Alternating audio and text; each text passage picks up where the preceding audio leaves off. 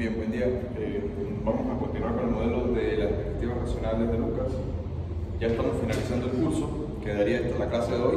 Vamos a terminar de ver el modelo de perspectivas racionales, porque es el basamento de las reglas monetarias que tienen que ver con fijación de tipos de interés. ¿Okay?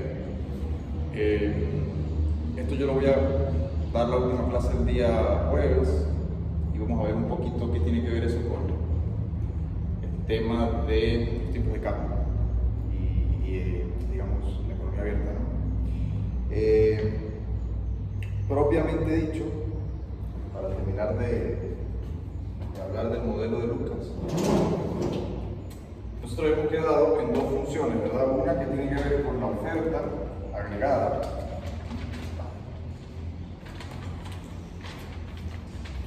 Bueno, no la oferta agregada, digamos, la oferta de cada empresa.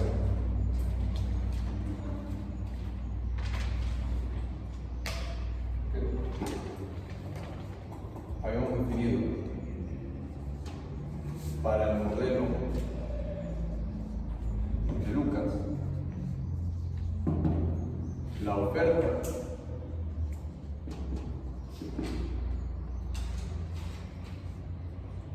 claro, este es el primer caso cuando hay información perfecta. Información perfecta. ¿Ok? Entonces teníamos que la oferta es una función de los precios.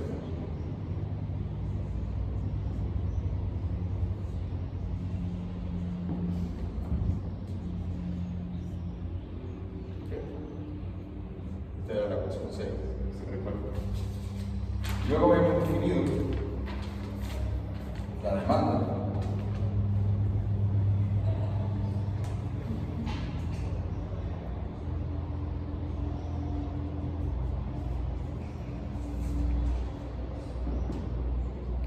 Del siguiente modo. Nosotros habíamos dicho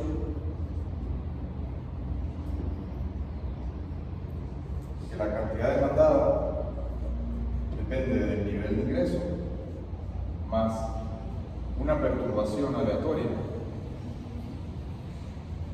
menos la elasticidad precio de la demanda.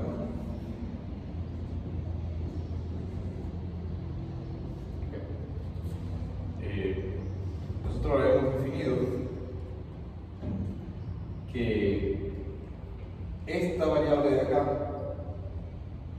en el agregado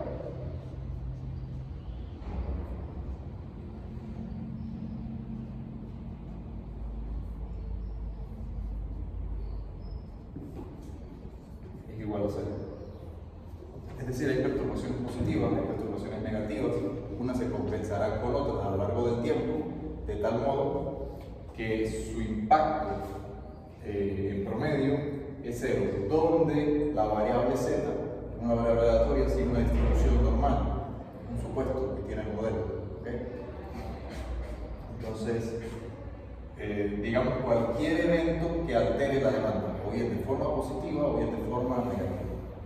¿Okay? Era lo que yo les decía a ustedes: una crisis financiera, un evento climático, un descubrimiento tecnológico o científico, un evento bélico, una guerra, un proceso social, cualquier cuestión no prevista que altere, una pandemia, cualquier cuestión no prevista que altere o tenga un impacto en la demanda. De aquí nosotros también decíamos que la demanda agregada, resumiendo,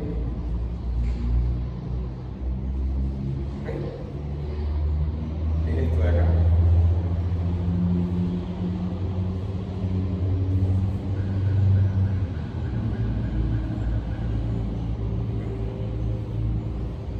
Ahora, en el equilibrio, era lo que no hemos quedado ahí. El equilibrio.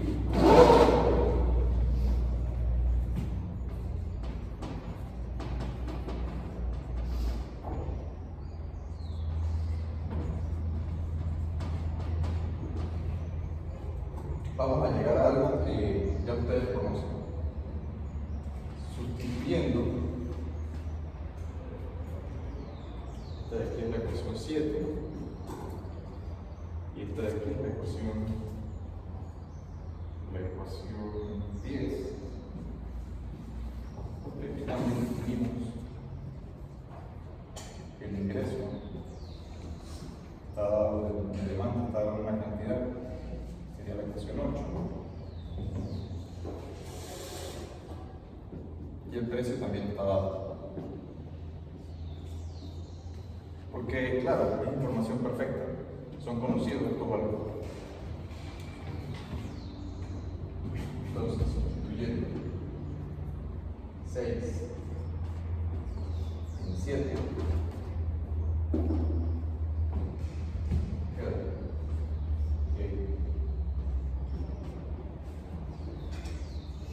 la producción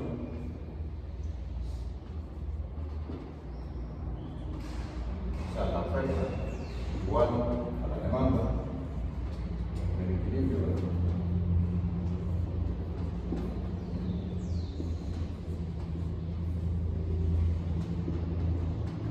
Ten en cuenta que, a pesar de que estamos llevando en cuenta nuevas variables, es la misma lógica económica de cualquier otro modelo. O sea, si ustedes se fijan, es como un modelo de introducción a la economía 1. La diferencia es que ahora lleva en cuenta otras variables. Pero es un modelo de microeconomía, digamos. Es un modelo micro, donde la producción es función positiva de los precios, dada la capacidad productiva o deseo de trabajar. Y por otra parte, la demanda depende del nivel de ingreso que se genera, ¿ok? Donde asume una elasticidad de ingreso igual a 1, elasticidad de renta. Esto no es más que la ley de la demanda en función de los precios de toda la vida, ¿verdad? Donde este nu es la elasticidad de precios. Y esta, digamos, es una variable nueva, que sería una variable estadística. ¿Por qué una variable aleatoria?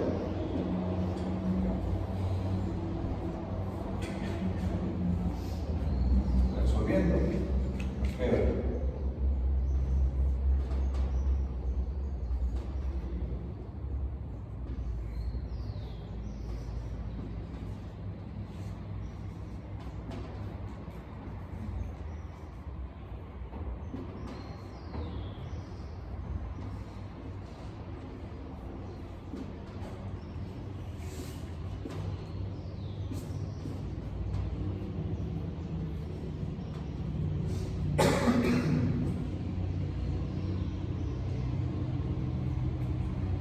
Como en el agregado.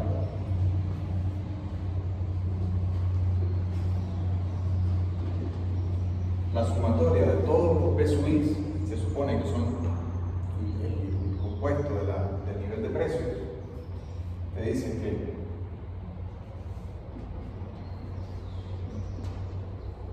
P es igual a PSUI,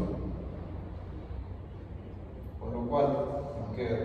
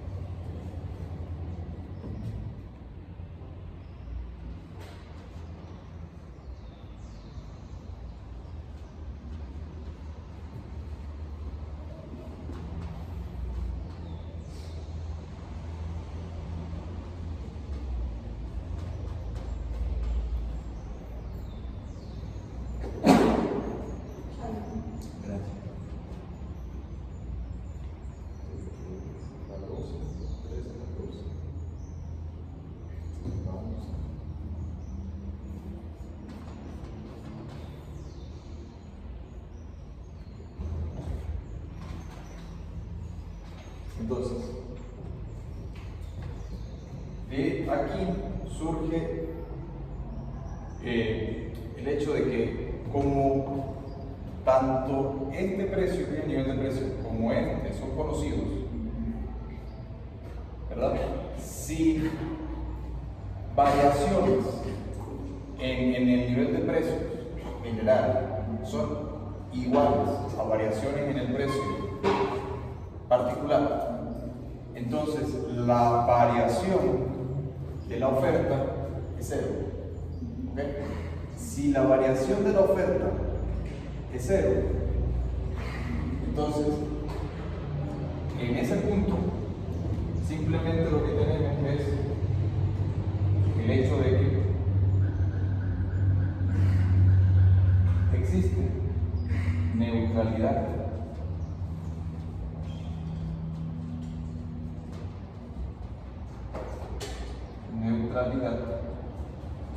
del dinero. ¿Okay?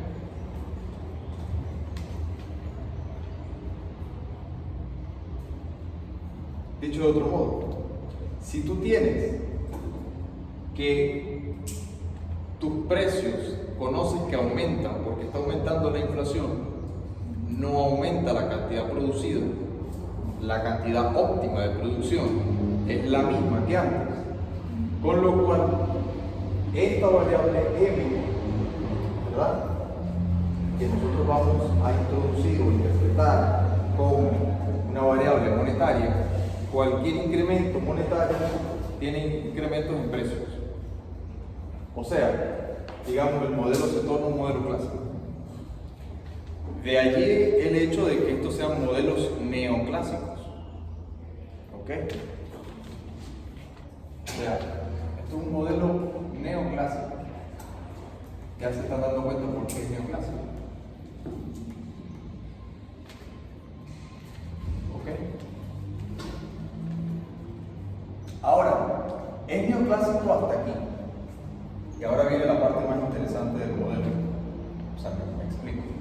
En realidad es neoclásico en su conjunto, pero quiero decir es clásico hasta aquí. ¿Por qué es neoclásico? Bueno, porque se llega a una situación semejante a la de la teoría cuantitativa, pero por otras causas. ¿Ok? Por otras causas. Y aquí es donde viene la parte más interesante del modelo. Hasta aquí alguna pregunta. ¿Alguna duda? Es decir, ¿qué hicimos acá? Igualar oferta y demanda. Una vez que esto se iguala, ¿okay?, que queda de esta manera, donde el precio, ¿okay?, precio del sector, de la empresa, es función de la demanda, de un shock aleatorio y del nivel general de los precios. Pero si ambas variables son conocidas, porque hay información perfecta, que es un supuesto del modelo hasta aquí, entonces ellas son iguales. Si ellas son iguales, ¿ok?, sería el equivalente a sustituir aquí el nivel de precios. ¿Okay? Esta ecuación es esta misma, pero con la diferencia de que ahora estoy diciendo que los precios se mueven igual que el nivel de precios, con lo cual, digamos, la variable del shock aleatorio ya no tiene incidencia, porque los precios son conocidos, se toman como conocidos. Entonces, eso, debido a que hay información perfecta y P es igual a P sub I, eso quiere decir que el nivel de precios es lo mismo que el nivel del, sí, de la, sí, porque el precio del bien sí, de la... es como si tú, por ejemplo, una empresa ve que sus precios están aumentando 10%, pero sabe que la inflación está aumentando 10%. Entonces entiende que ese aumento de sus precios no responde a ninguna otra causa que no sea porque hay una inflación en la economía. Dado esa situación, la empresa, en su comportamiento racional, no toca las variables reales. O sea, no aumenta inventarios, no aumenta contratación de mano de obra, no aumenta contratación de proveedores, simplemente entiende que ese movimiento de sus precios se debe a un movimiento de inflación. Es decir, yo estoy vendiendo 10% más caro, claro, pero es que yo también le estoy pagando 10% más caro a los proveedores y estoy pagando 10% más caro en general en la economía, o sea, con lo cual es como si no pasara nada. ¿Qué implica que no pasara nada?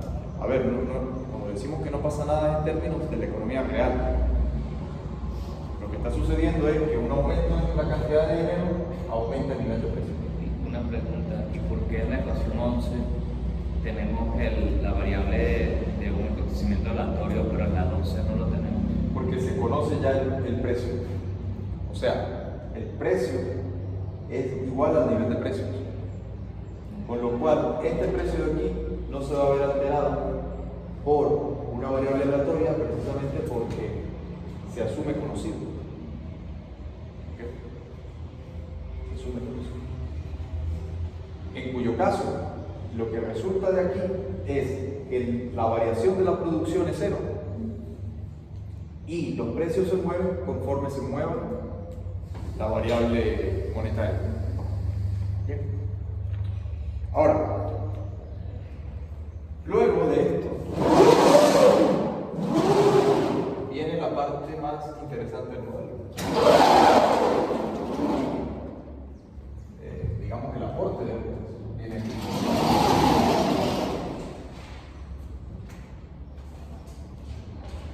Porque plantea la segunda parte, que es la hipótesis de información imperfecta.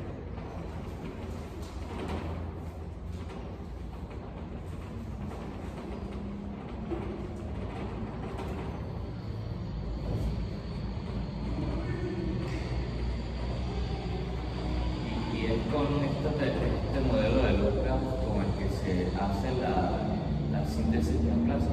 No. Perdón, Una cosa es la síntesis neoclásica y otra cosa es el nuevo consenso macroeconómico. La síntesis neoclásica obedece a la conjetura o razonamientos de Higgs y Hansen de 1937, más o menos, la década de los 40, todos los modelos que se desarrollaron a partir de aquí, que son los modelos ISLM. Esa es la síntesis neoclásica. ¿Qué quiere decir síntesis neoclásica? Que incorporaron dentro de la función keynesiana de la demanda de dinero con la tasa de interés el hecho de que la inversión también depende de la tasa de interés. Entonces ahí cruzas una cosa y la otra y te queda una síntesis neoclásica.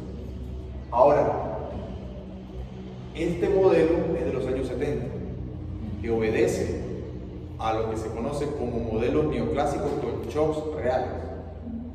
¿Por qué shocks reales? Por esta variable de aquí.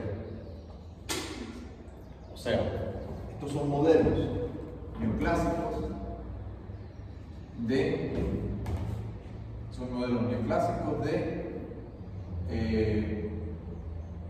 ciclos reales, de ciclos reales, digamos. Ciclos reales económicos. Lo que se conoce en la literatura como modelos RBC, Real Business Cycle. Porque la demanda va a venir modificada por perturbaciones. Entonces, el nuevo consenso parte de Lucas. Sí, exactamente. Claro. A ver, Lucas fue quizá el economista que tuvo mayor incidencia en cuanto a impacto, ¿no? Pero hay otros que también participaron de esto. Es decir, estuvo Sargent también, estuvo Phelps también. De hecho, se le llama el modelo Lucas-Phelps, ¿no? Pero probablemente Lucas tuvo la mayor incidencia porque, pues, se supone que fue quien generó la hipótesis, ¿no? Generó la hipótesis. O sea, la cuestión era explicar la curva de Phillips vertical, esa era la cuestión, ¿me entendemos? De esta ecuación. Sí, lo que pasa es que esta inflación la predijo Friedman 10 años antes. Hay dos teorías al respecto, que ya nosotros vimos una que es la que tiene que ver con la teoría de las expectativas adaptativas. Esa teoría es de Friedman. Friedman fue el que 10 años antes predijo la inflación porque él determinó que a largo plazo la curva de Phillips se torna vertical, ¿verdad? Ahora, lo que hay que tener en cuenta desde el punto de vista del contexto de esto es que estos eran economistas, o sea, Friedman fue profesor de Lucas y Lucas estudiaba también en Chicago. Las ideas que ellos manejaban era que básicamente todo lo que tiene que ver con los modelos ISLM, la teoría keynesiana tradicional, en palabras del propio Friedman, era ingenua, era ilusoria, era fantasiosa, por no decirlo de otro modo. O sea, esa idea de que el multiplicador te va a llevar a la felicidad eterna en la economía, él decía que era ingenuo. O sea, él entendía que había algo allí que no funcionaba, que había algo que iba a fallar, y falló. De acuerdo a esto, este grupo de personas se pusieron a investigar por qué se daba la curva de Phillips vertical. Y la teoría de las expectativas adaptativas de Friedman evolucionó a la teoría de las expectativas racionales de Lucas. ¿Okay? A ver, el propio Friedman no era partidario del todo de la teoría de las expectativas racionales, siendo que Lucas había sido su alumno, pero tenían diferencias también, porque básicamente Friedman decía que esa idea de la racionalidad permanentemente y de la información completa pues no era tampoco tan realista, pero fue la manera como Lucas encontró de modelizarlo y de hacerlo medianamente viable, y a partir de allí los economistas de la década del 80 y 90 generaron la nueva política monetaria. ¿Okay?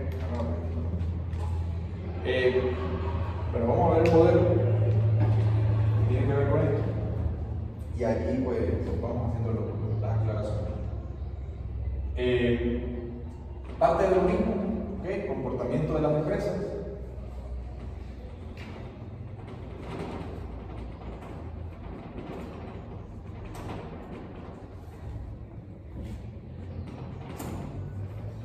Recuerden, como yo siempre les digo, todo hay que ponerlo en contexto. O sea, estos modelos surgieron en un momento dado donde había un contexto. O sea, en un contexto donde la variación de precios es inexistente, pues se torna un modelo keynesiano.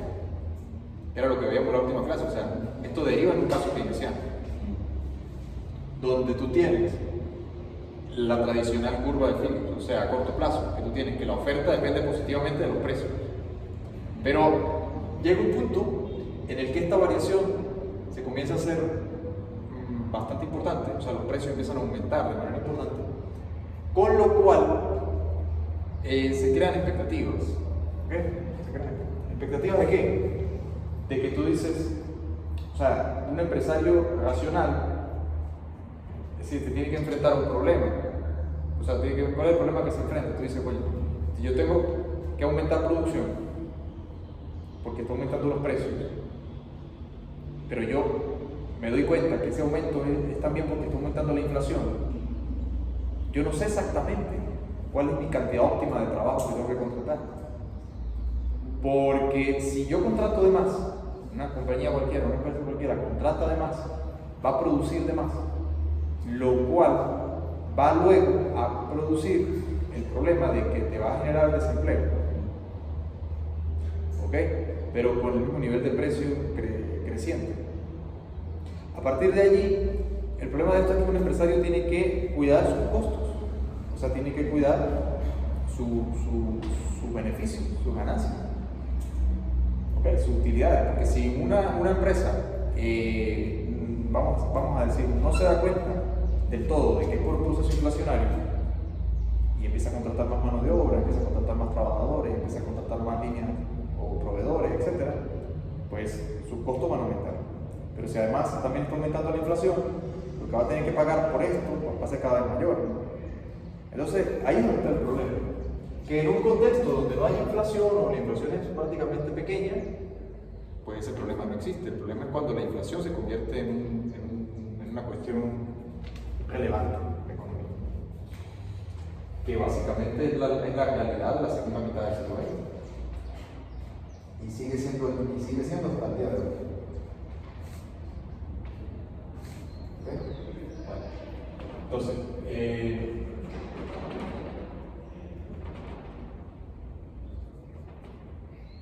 ahora, el comportamiento de las empresas viene dado por lo siguiente,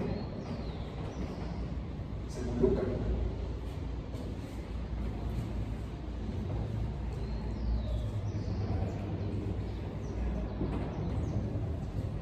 Esta diferencia de acá R sub I. R sub I es una razón de precios relativos, no confundir, no es tasa de interés. En este modelo no es tasa de interés, en este modelo es la razón o diferencia que hay entre la inflación y el precio del producto que vende la empresa. Ahora, si el producto que vende la empresa, o sea, el precio de ese producto, ¿qué es lo que a la empresa le gustaría saber? ¿Qué porcentaje se debe a un aumento de la inflación y qué porcentaje se debe a un aumento de su demanda realmente? El problema es que no lo conocen. Por eso se llama información imperfecta. ¿Okay? A diferencia de esta primera parte, donde sí conocen a cabalidad una cosa y la otra. Okay. Ahora, aquí viene el primer supuesto.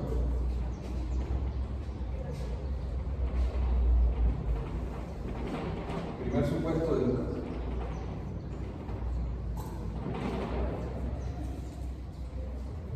La empresa estima esa razón de precios entre el precio interno y el de la inflación a partir de el precio que determina la cantidad óptima de producción.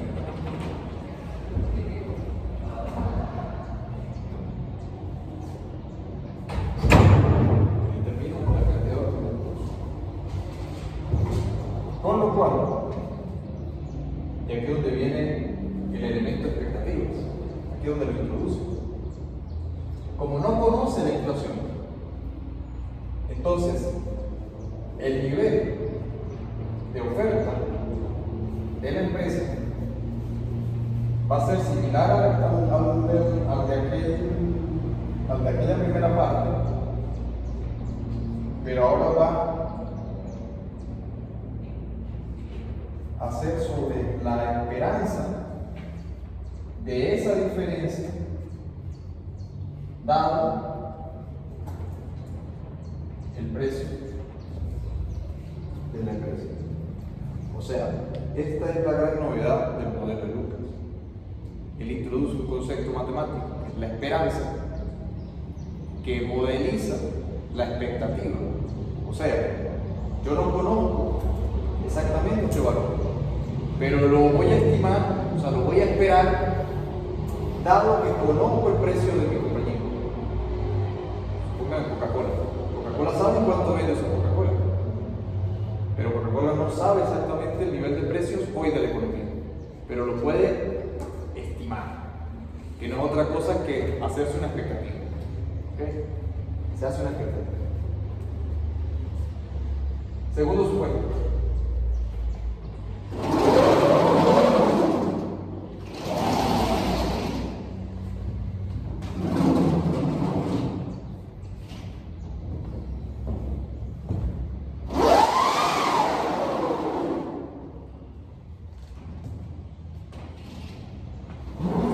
Segundo supuesto.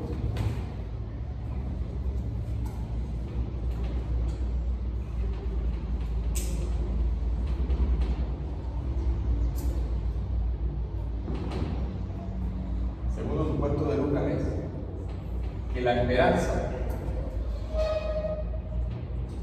de la razón de precios, dado el precio de la empresa al que vende,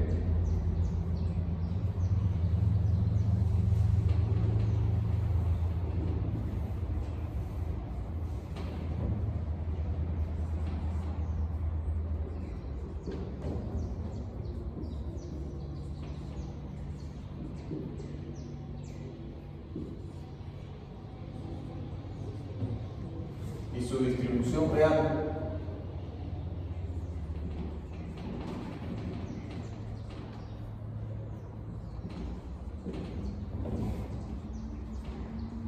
conjunta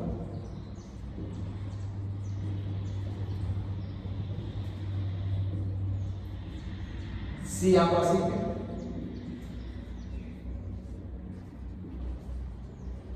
una distribución normal,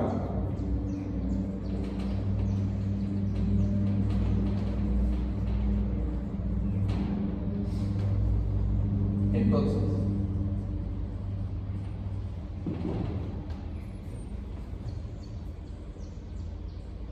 te queda la esperanza está de aquí.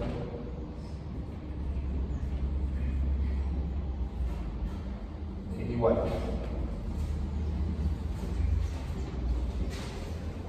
a alfa más beta de su hijo. ¿Ok?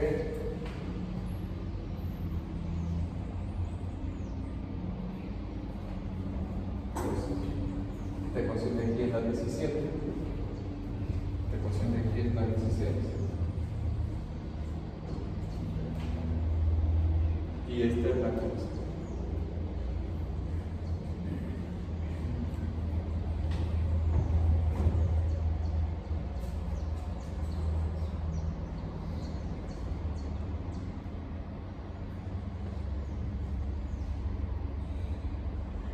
De la ecuación 15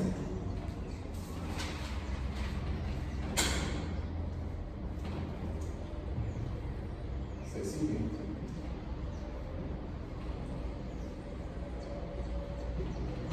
que la forma exacta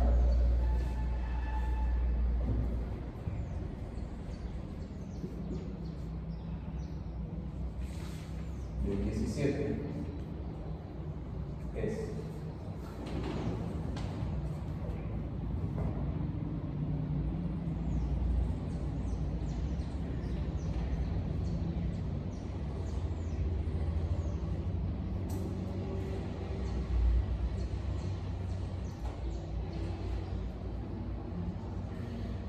menos la varianza de ese precio relativo.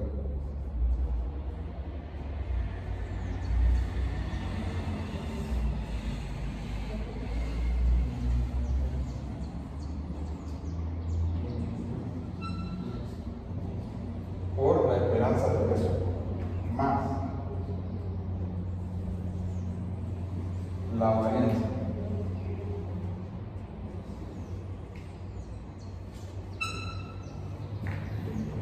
es igual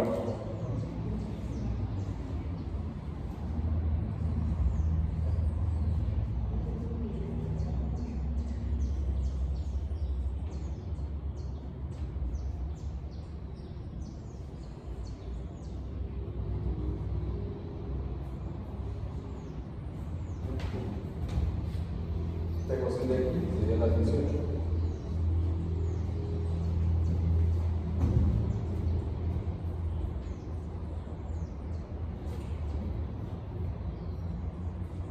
Sustituyendo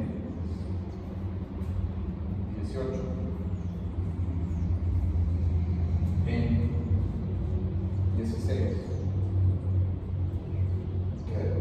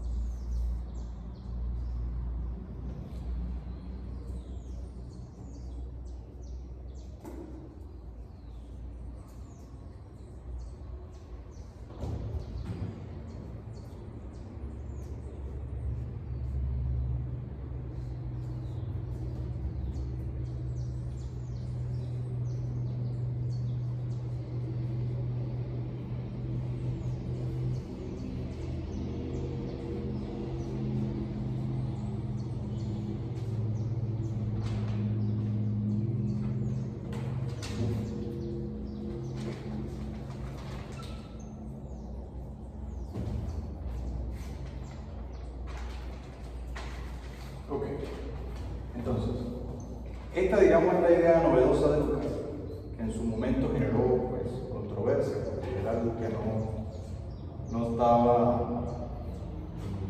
dentro de la manera tradicional de analizar o de modelizar la macroeconomía.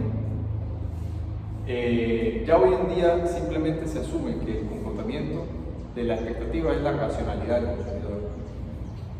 O sea, que cada gente está maximizando dentro de un mundo de posibilidades lo mejor que puede hacer. ¿Ok?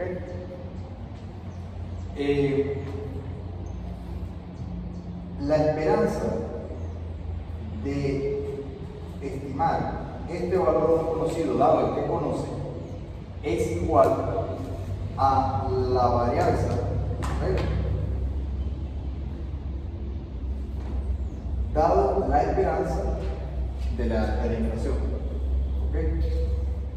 Resolviendo, te queda que la esperanza del precio de I es el precio de I, porque lo conocen, menos la esperanza del precio o del nivel general de precio. O sea, la esperanza sobre su propio precio lo conoce. La esperanza sobre el nivel de inflación no lo conoce. Pero si se conoce la media, entonces la esperanza del nivel de precios tiene que ser igual a ese promedio. ¿Ok? Dada la varianza que tenga la inflación. ¿Ok?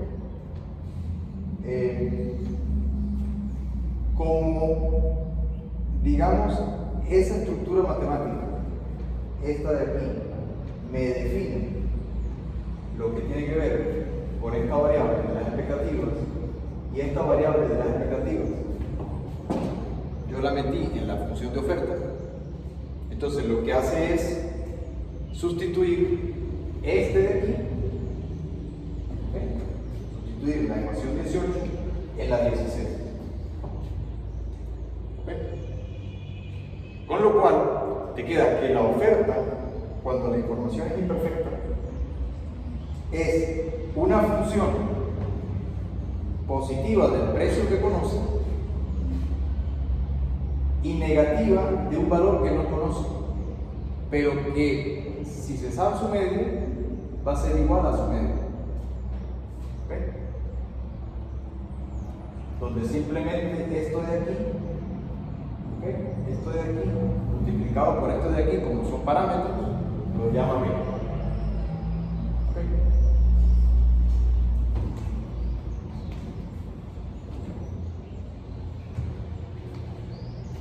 Ahora bien, tenemos la oferta nueva de la economía, la oferta, digamos, de la expectativa nacional. Nos falta ahora igualarlo a la demanda. Es el mismo caso.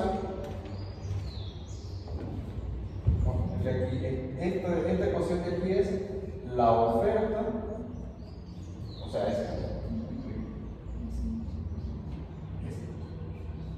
es la oferta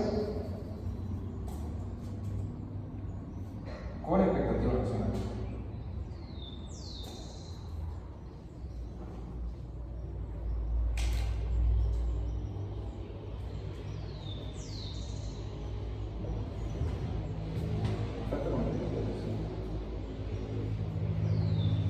Si se fijan, es parecida a esta. La diferencia es que aquí se conoce perfectamente el valor de la inflación, mientras que allá va a ser una esperanza. Y como llevo en cuenta la esperanza, tengo que llevar en cuenta la volatilidad que viene dada por la varianza de esa esperanza. Se da por descontado que mientras menor volatilidad haya, ese valor esperado sobre la media se aproximará más. Mientras mayor volatilidad haya, hay mayor margen de error. ¿Ok? Bien. Vamos a hacer un acá.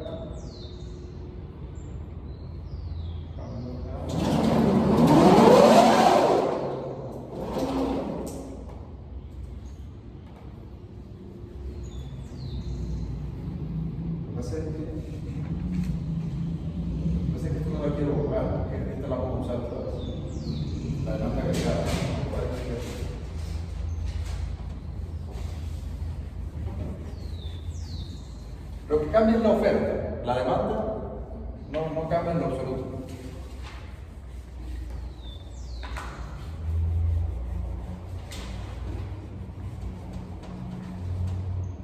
O sea, todo esto lo vamos a seguir usando.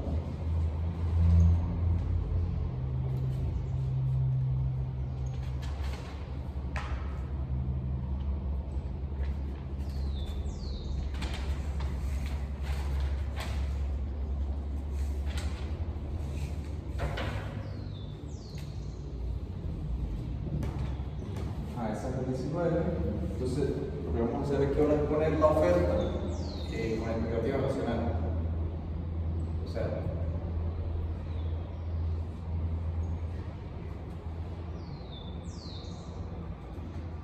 oferta. Vamos a poner oferta de Lucas, para que se entienda. Claro, así se conoce por oferta de Lucas.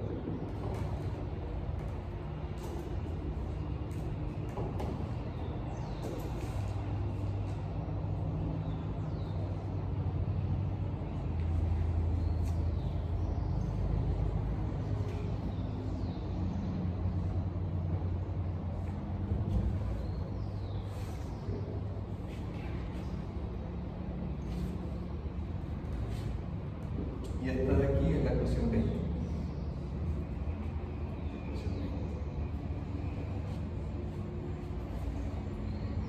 Entonces tenemos la oferta, tenemos la demanda, igual.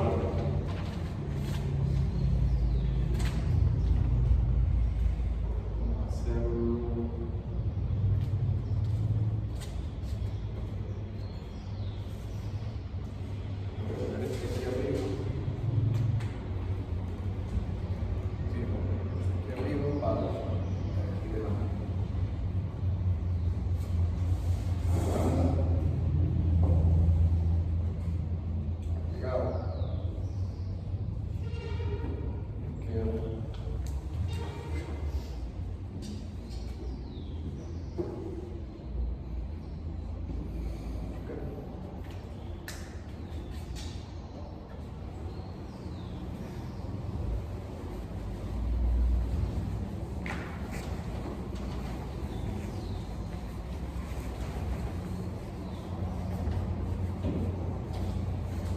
Y ahora lo que vamos a encontrar es que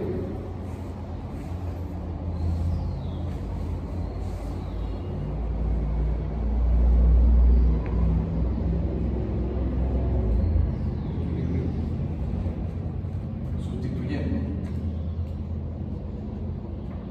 20 en la ecuación 10 queda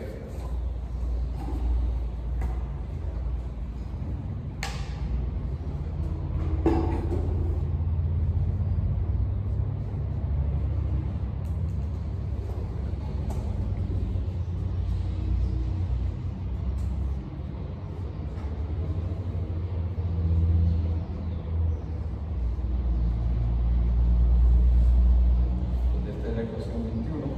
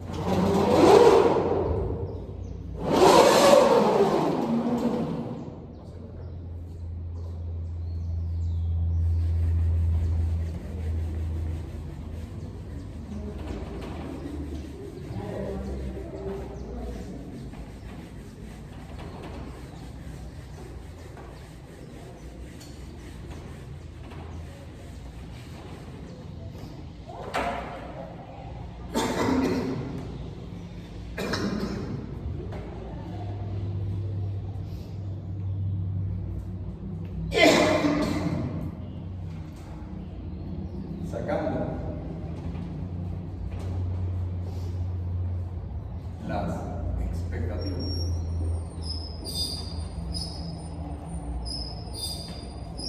En la ecuación 21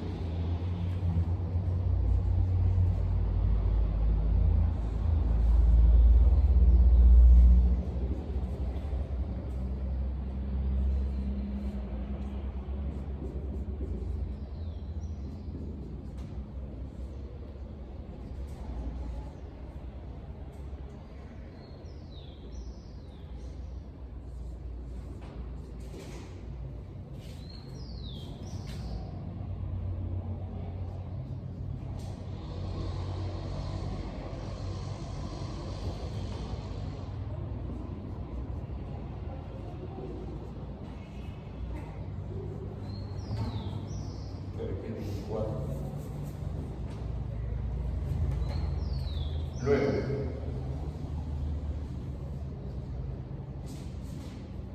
dado que M es igual a la esperanza de M más M menos la esperanza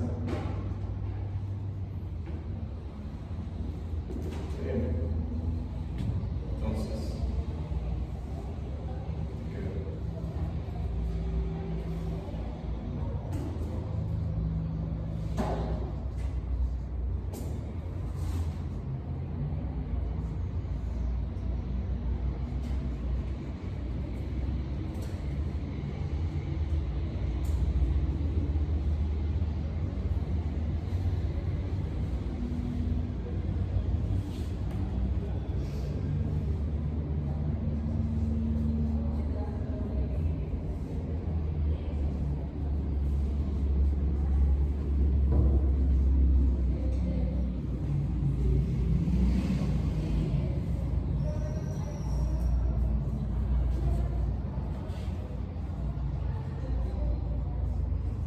con esto concluye el modelo.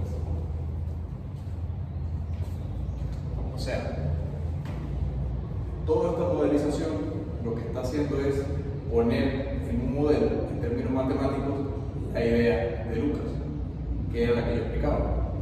Si la gente asume o la gente se anticipa y espera la política de aumento de variables monetarias para estimular la economía, entonces la producción no varía y aumentan los precios. ¿De qué manera o de qué forma va a funcionar esto? De la siguiente manera. De las ecuaciones, estas que están acá, que son el equilibrio, ¿okay? Donde ahora el precio, ¿verdad?, es una función, como antes, de la variable monetaria, pero también de la expectativa que hay sobre la inflación. O sea, mismo que no toque variable monetaria, y por eso yo le dije, creo que hace como 2 meses, una clase de dije, no se aventuren todavía a pretender entender la economía venezolana sin ver el modelo de Lucas. Y aquí está la clave de lo que pasa en Venezuela. Por eso es que para mí Lucas es el economista más importante de los últimos 100 años.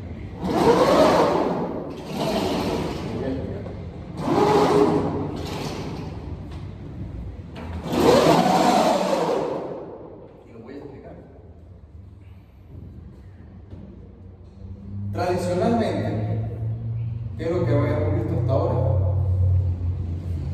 Yo no sé si lo podemos usar, por eso no lo quería borrar porque es que lo voy a usar. ¿Cómo hacemos con esto? Cáctel autónomo, todo lo que sea. A ver, ¿cuál puedo desechar? Esa es la primera pared.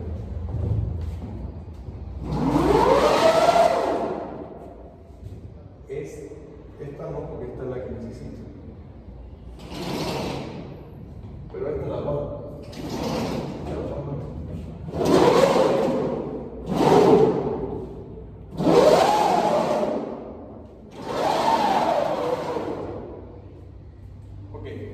Fíjense lo siguiente. Fíjense lo siguiente. Aquí pasan dos cosas.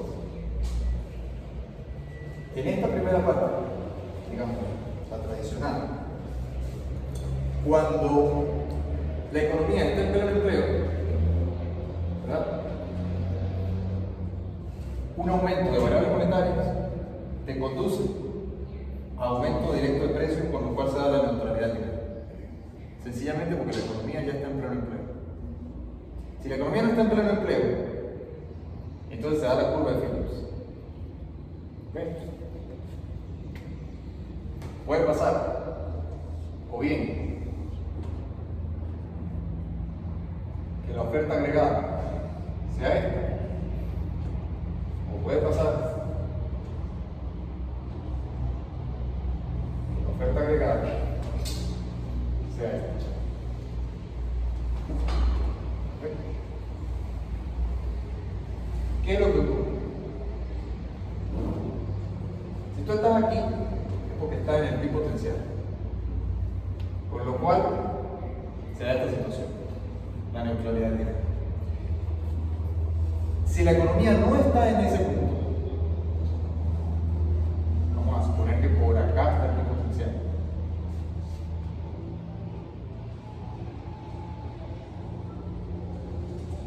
¿se entiende? Entonces hay un espacio en el que funciona aumentar variables monetarias cambiando inflación por más producción.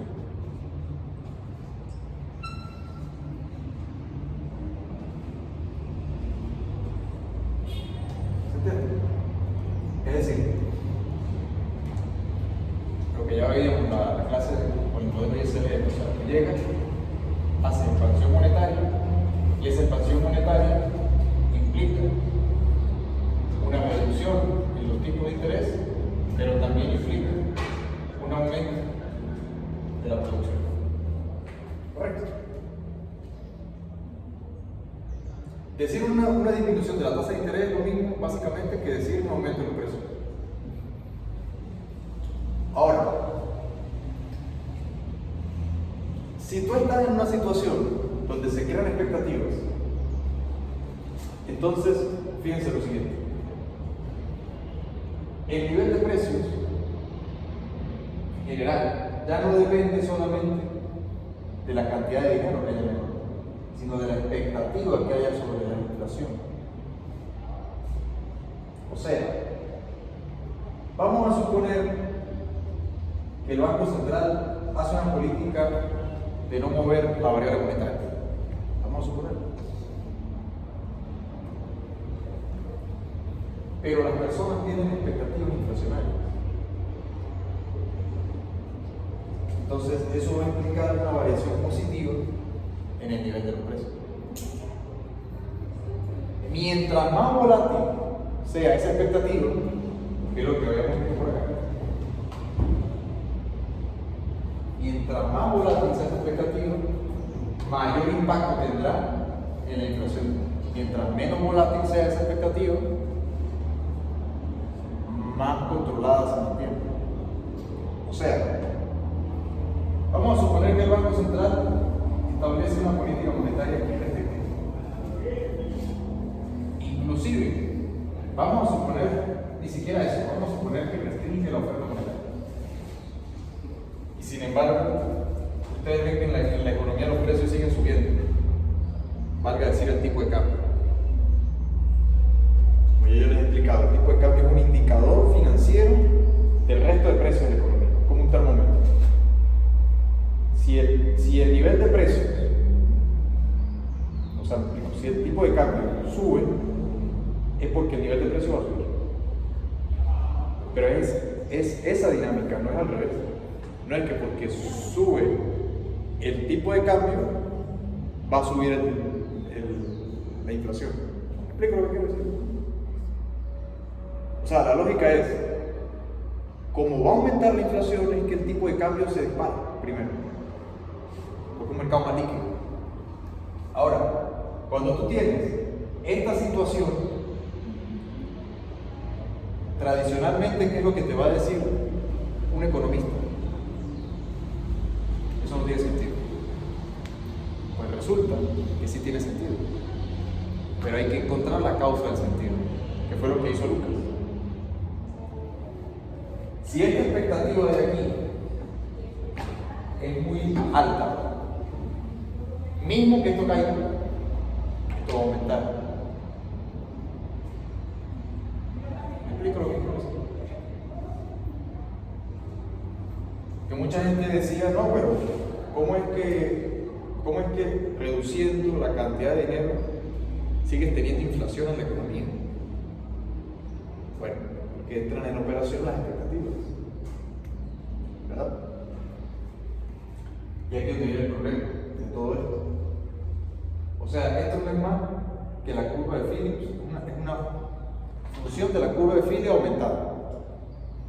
¿Por qué? Porque si estas expectativas inflacionarias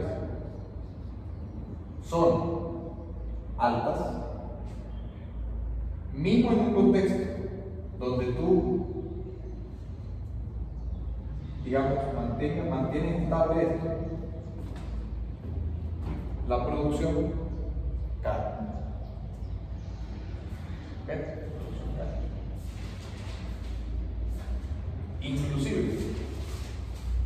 Inclusive, vamos a suponer otro tipo de política. El Banco Central estimula agregados monetarios queriendo estimular la producción. Pero si hay expectativas creadas sobre la inflación mayores proporcionalmente que el aumento de la variable monetaria, ¿qué vamos a hacer con el nivel de producción? Cae. O sea, cae en una situación de estagnación. ¿Okay? Cae en una situación de estagnación. ¿Y qué implica esto? Que no necesariamente tiene que estar la economía en pleno empleo para que se dé la teoría cuantitativa del dinero. Basta con que haya las expectativas lo suficientemente formadas de que los precios en el futuro van a ser mayores que los actuales para que estímulos monetarios sean como una especie de profecía autocumplida, inflacionarios y no de efectos reales. ¿Me explico? Pero pregunto, porque yo sé que esta parte es un poco contraintuitiva y es un poco más compleja. Por eso es la última parte del curso. De hecho, es la última parte del curso que abre los temas de posgrado. ¿Ok? ¿Alguna pregunta? ¿Alguna duda sobre el modelo?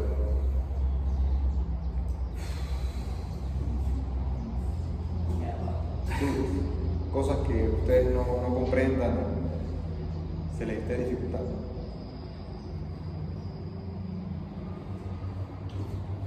Entonces, de esta condición de equilibrio, sacando expectativas también sobre la variable monetaria, que es lo que hace el modelo después, el modelo continúa. Dice, bueno, la gente también va a tener o crear expectativas sobre la variable monetaria. Porque hay que entender el contexto en el que Lucas hace el modelo. Lucas hace el modelo en un contexto donde la autoridad monetaria sale en televisión nacional y anuncia la política monetaria. Es en ese contexto. Entonces la gente se crea expectativas sobre eso. De hecho, no sé si ustedes siguen prensa económica, pero ustedes se van a dar cuenta que en los mercados internacionales, en Europa, en Estados Unidos, entre otras economías, siempre está, en marzo la Reserva Federal sube la tasa, o en marzo la baja, o en septiembre la baja. O sea, hay expectativas que el mercado se cree. Esas expectativas son monetarias. ¿Ok? Expectativa monetaria. O sea, las expectativas en precios son proporcionales a las expectativas monetarias. Esto es muy importante para la autoridad monetaria también, porque la autoridad monetaria, si logra entender las expectativas, puede hacer una política sobre las expectativas. ¿Me explico? Esto tiene un sentido, como les decía la clase última. El sentido de esto es poder entender la nueva política monetaria. Porque la nueva política monetaria no lo hace solamente pensando en lo que quiere la autoridad monetaria, sino en lo que el mercado espera que ella haga. ¿Ven? Esa es la idea relevante. Evidentemente que para que esto funcione tiene que tener credibilidad la autoridad monetaria. O sea, yo tengo que ser creíble, yo tengo que ser respetable. Y si yo digo una cosa y hago otra, puedo engañar a la gente una vez, pero sistemáticamente no, porque la gente se va a crear la expectativa. ¿Cuál es la expectativa? Eso es falso. Entonces pierde eficacia la política. Entonces, las expectativas inflacionarias son función de las expectativas que haya sobre la política monetaria. Entonces, dado que luego en efecto lo que va a ocurrir es lo esperado, ¿verdad? Es lo esperado, más la diferencia que haya entre lo que ocurre y lo que se espera. Si esto es exactamente igual, entonces esto se anula, digamos esto es cero, y lo efectivo es igual a lo esperado. Si hay desviaciones, ¿okay? Entonces la política monetaria no va a ser exactamente igual a lo esperado. Es decir, la gente espera que haya el mercado espera que haya un incremento del 10% en el agregado monetario. Pero luego el banco no hace eso, sino que el banco lo que hace es que aumenta solo el 5%. Bueno, eso sería, digamos, política discrecional. ¿Okay? Entonces, llegas a una situación donde tienes política monetaria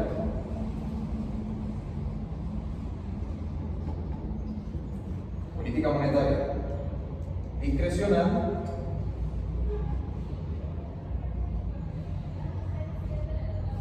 versus reglas.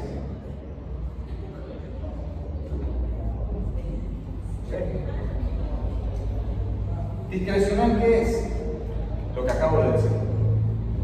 Tú modelizas no solamente los parámetros que tienen que ver con la oferta y la demanda, sino también las expectativas.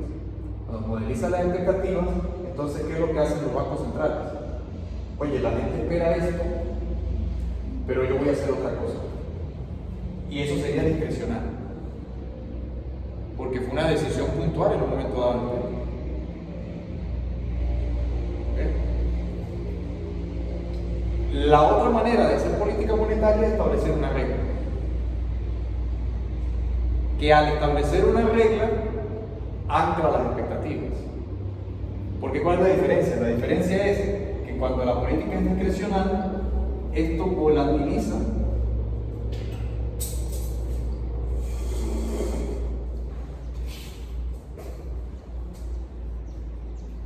las expectativas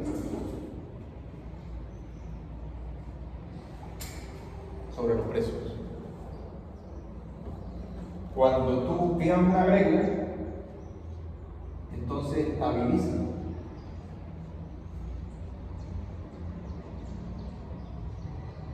las expectativas sobre los precios. ¿Okay? Esa es la diferencia. ¿Cuál es la ventaja que te da una política discrecional? Pues la ventaja que te da una política discrecional es que es más flexible. Ante un momento dado de un shock, te permite jugar con la política. ¿Ok?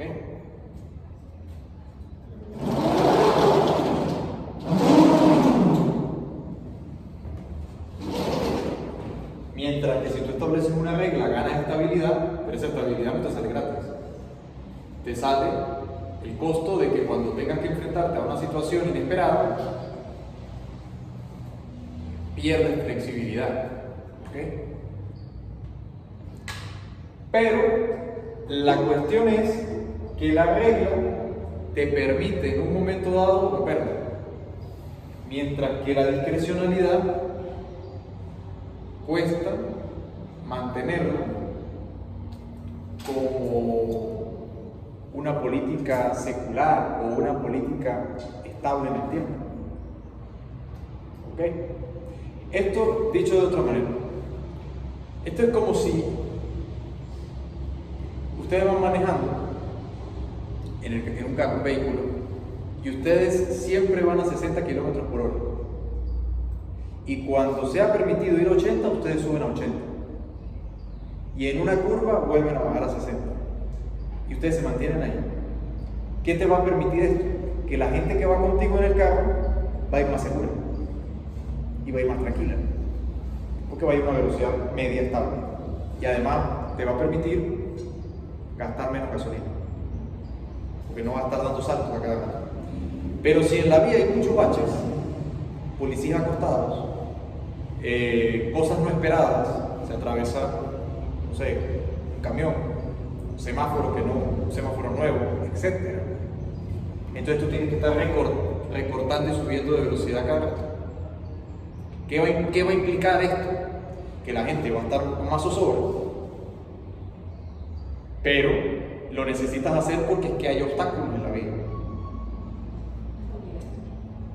Es obligatorio.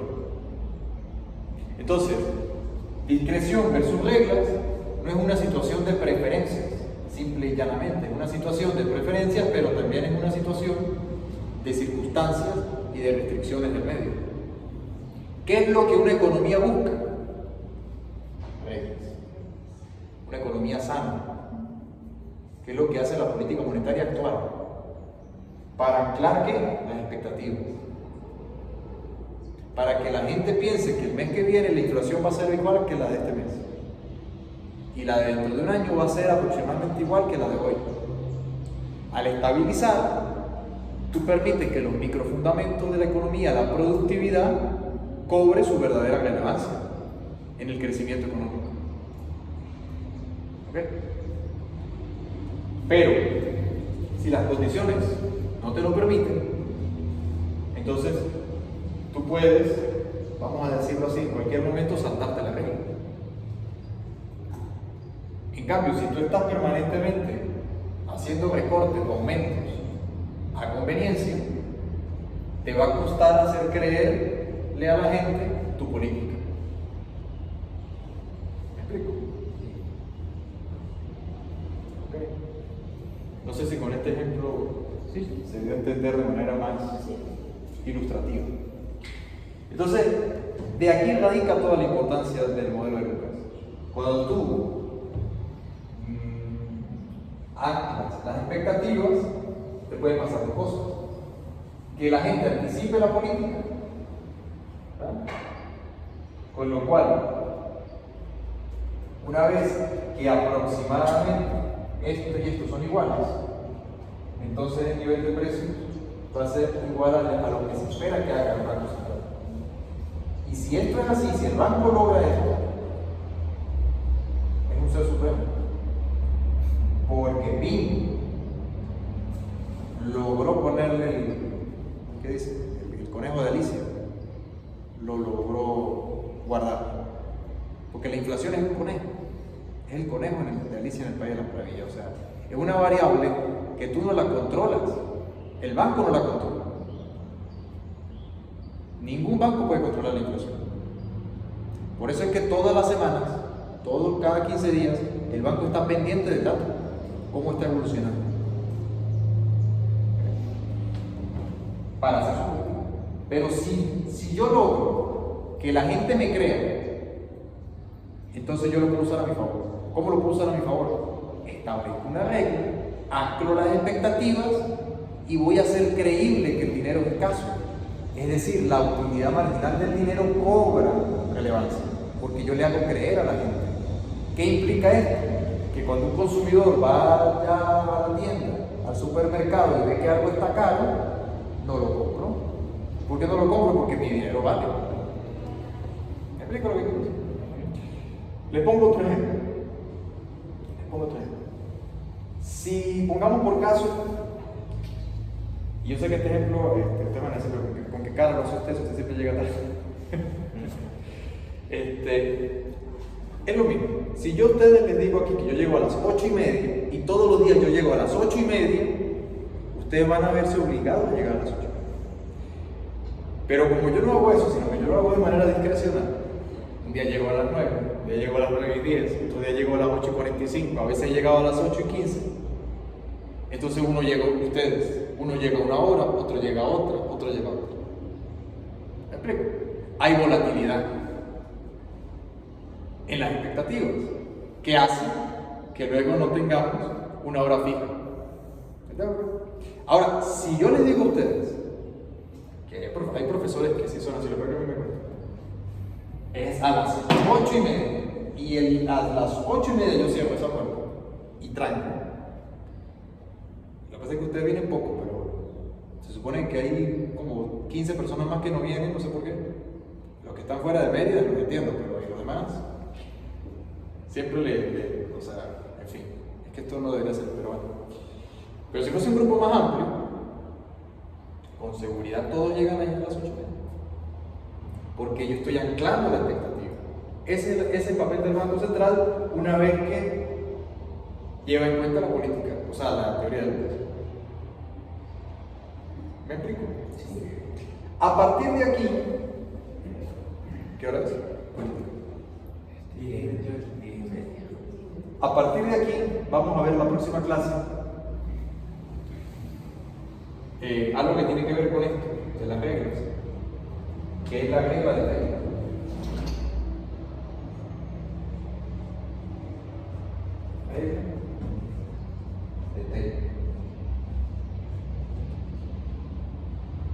Y ya van a ver de qué se trata eso. Vamos a ver. Otra cosa importante del modelo de Lucas. Ya hablamos de los precios. Pero ¿qué pasa con la producción? ¿Qué pasa con la producción? Bueno, que la producción va a dejar de depender estrictamente de los impulsos monetarios. Pueden pasar dos cosas: que la gente no espere la política, ¿verdad? Con lo cual yo hago un incremento aquí menor que el que la gente esperaba y luego aumentar la política.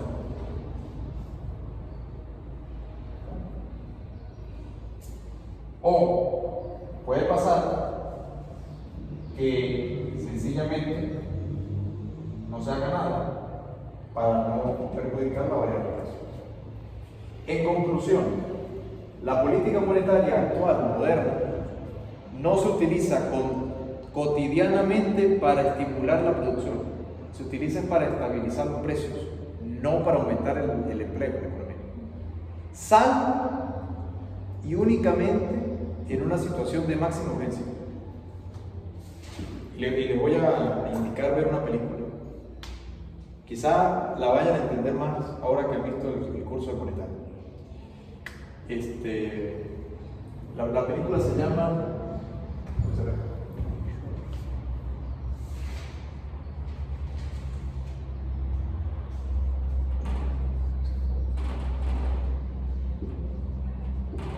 Too Big to Fail. Creo que es del 2011. ¿Se no está basado en un libro? Sí. Allí se relata lo que más o menos pasó en la crisis del 2008, crisis financiera, la crisis de los subprimes.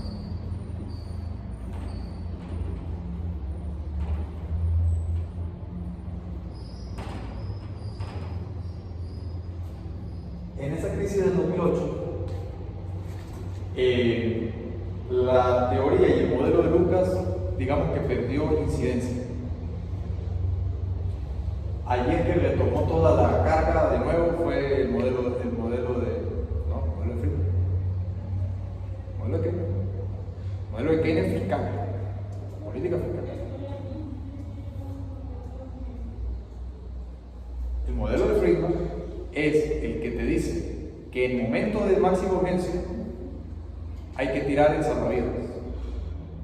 ¿El salvavidas qué es? Sacar dinero de la nada, dárselo a los bancos para que los bancos lo presten. O sea, aumentar la oferta monetaria, pero porque estás en recesión. Pero solamente es en esos casos muy específicos que tú tienes que usar la bazooka, como lo dicen en la película. Porque es que es una bazooka. Sacaron 700.000 millones de dólares para entregárselo a los distintos bancos. O sea, 700.000 millones de dólares. Política monetaria expansiva para estimular la oferta agregada. La demanda agregada y la oferta agregada.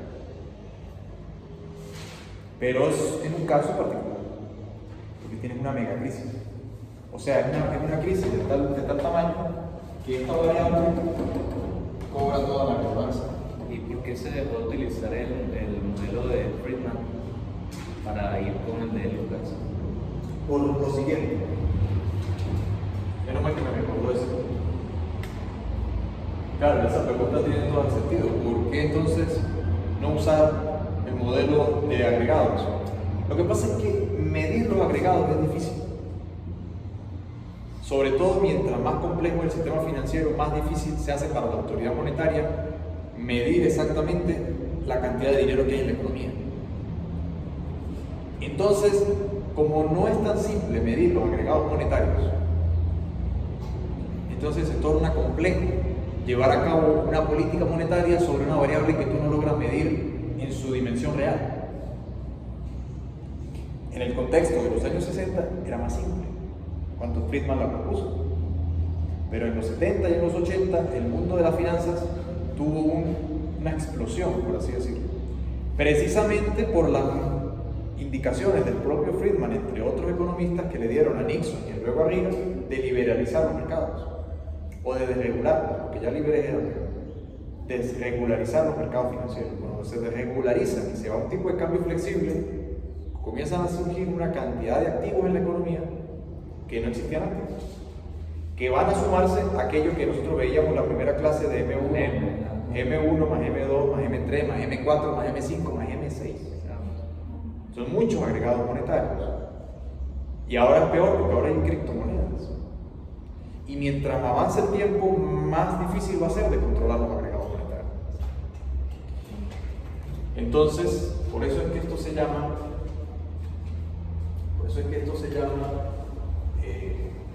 nuevo consenso macroeconómico. ¿Por qué se llama consenso? Porque, ¿qué le voy a decir? Consenso macroeconómico. Se puede decir que las expectativas han incluido, están en consideración todas esas otros tipos de activos también. Claro. Para poder comprar necesitas dinero. ¿Por qué? ¿Por qué se llama consenso macro? Y lo vamos a ver después, con la regla de Taylor. Porque la regla de Taylor es una regla de fijación de tasa de interés.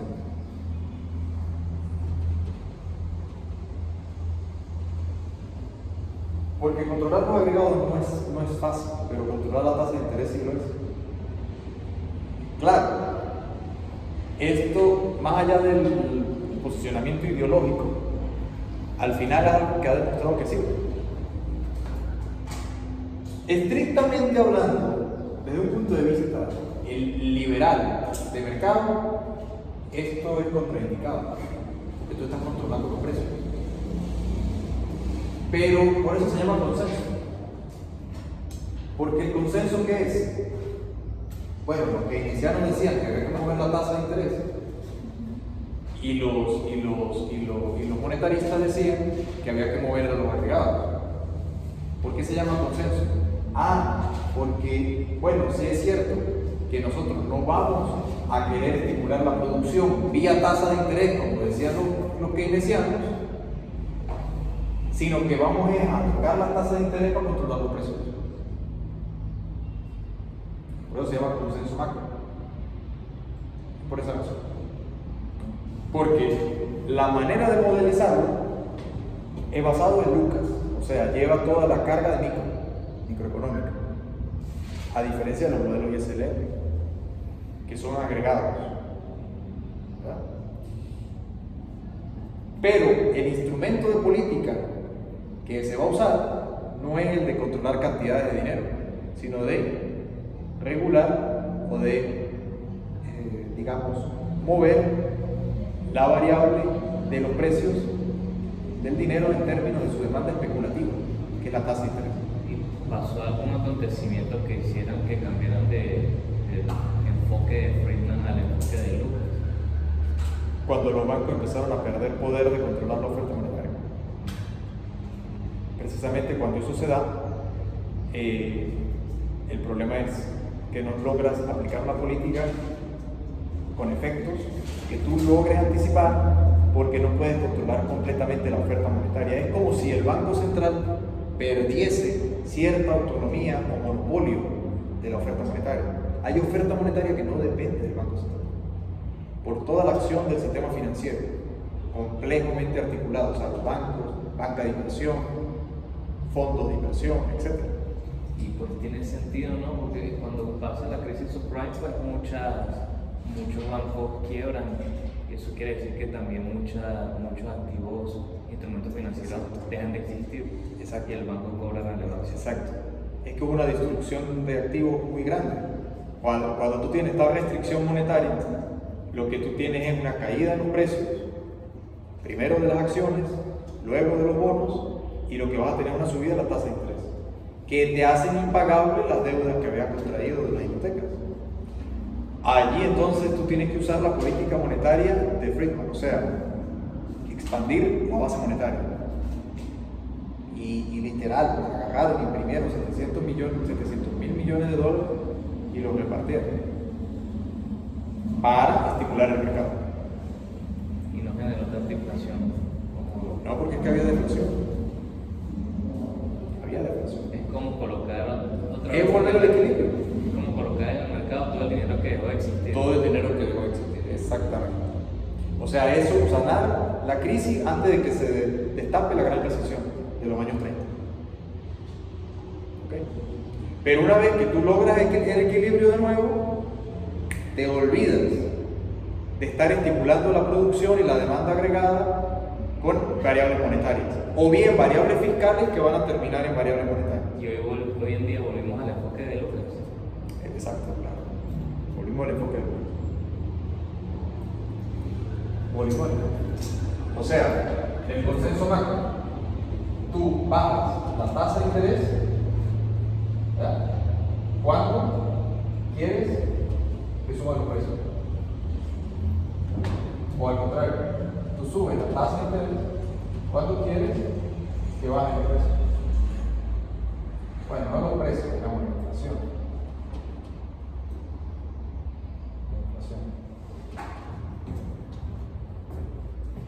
¿Por qué? Porque esta variable, todo el sistema monetario la rige.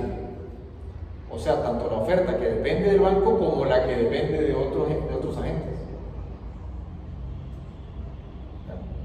Dicho de otra manera, si hay un exceso de liquidez y sube la tasa de interés, entonces todo el sistema se coordina para desechar ese excedente de liquidez porque tú subiste la tasa de interés. Pero supuesto importante para que esto funcione, tienes que tener un sistema financiero que funcione, que exista y amplio. ¿Okay? Porque si tú no tienes un sistema financiero que sirva y que sea amplio, entonces no tienes posibilidad de arreglarte. Ahora eso lo vamos a ver después. Pero la idea es esa. ¿Y por qué se llaman modelos? Es decir, esto derivó en algo que se llama modelos neo-keynesianos.